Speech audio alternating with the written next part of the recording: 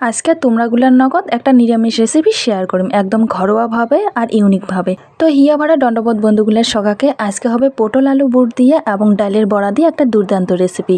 তোমরাগুলা দেখতে থাকো রেসিপিটা। এই নিরামিষ রেসিপিটা বানানোর জন্য নিসুং এটি বড় সাইজের পটল, আলু, আদা আর পাকা লঙ্কা আর সবগুলা সবজি কিন্তু আমি কাটিয়ে নিসুং। আলুগুলা লম্বা করে কাটিসুং খোসা চলে।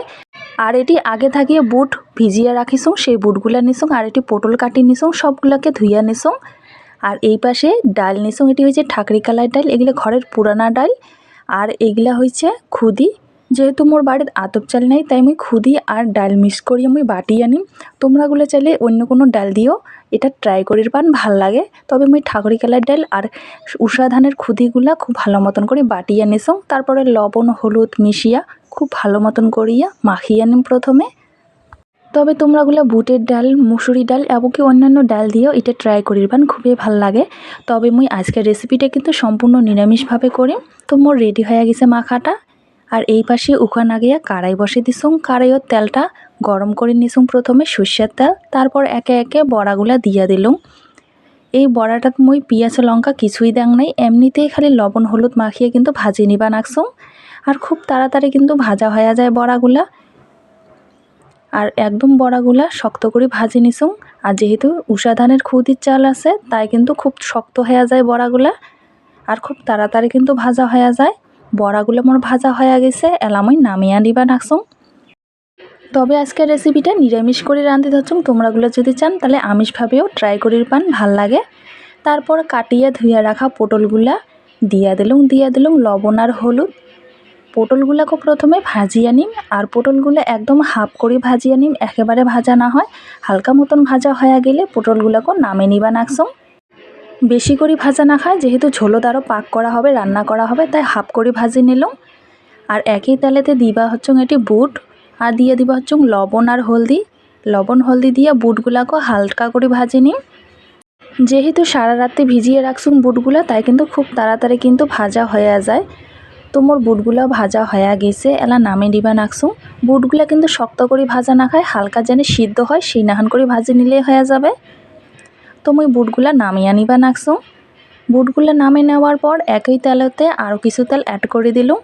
ইয়ার পরে দিয়ে দিবা হচ্ছুং হাফ চামচ পাঁচফোড়ন আর কয়টা পাকা লঙ্কা চেরা। তেলানিটা ভাজিয়ে নেওয়ার পর এলা কাটিয়ে ধুয়ে রাখা আলুগুলা দিয়ে দিলুম স্বাদ মতো লবণ আর হলদির গুঁড়া। তারপর আলুগুলাকে অল্পক্ষণা ভাজিয়ে নিম তেলানির সঙ্গে।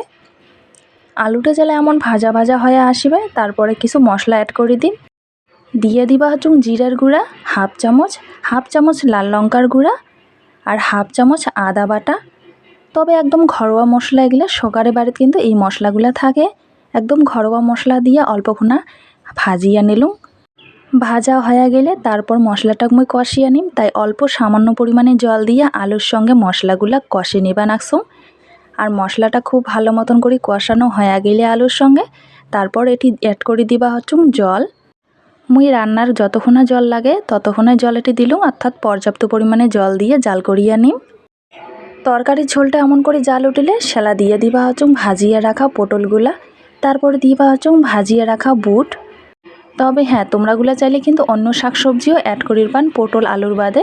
মুই মোর মতো করি এই রেসিপিটা তোমরাগুলা নগদ শেয়ার করে দিচ্ছুং। তবে পটল আর বুটটা দেওয়ার পর 10 মিনিট খুব ভালো মতন করে জাল করে নিসুং। অনেকটাই কিন্তু ঘন হয়ে আসিছে তরকারির ঝোলটা। এলা মুই শেষ পর্যায়ে দিয়া দিম ভাজিয়ে রাখছুং যে বড়াগুলা, ডাল আর খুদির বড়াগুলা দিয়া দিবা হচ্ছুং তরকারি। তবে সবগুলো বড়াই দিম না, কিছুটা বড়া মুই রাখলুম এমনি খাবার জন্যে। বড়াগুলো দেওয়ার পর মোটামুটি 5 মিনিট আরও জাল করিয়া নিম। 5 মিনিট জাল করা হয়ে গেলে ইয়ার পরে দিবা হচ্ছুং এটি গরম মশলার গুঁড়া হাফ চামচ। আর তোমরাগুলো চাইলে কিন্তু শেষ পর্যায়ে ধনিয়া পাতাও অ্যাড করে দিবার পান।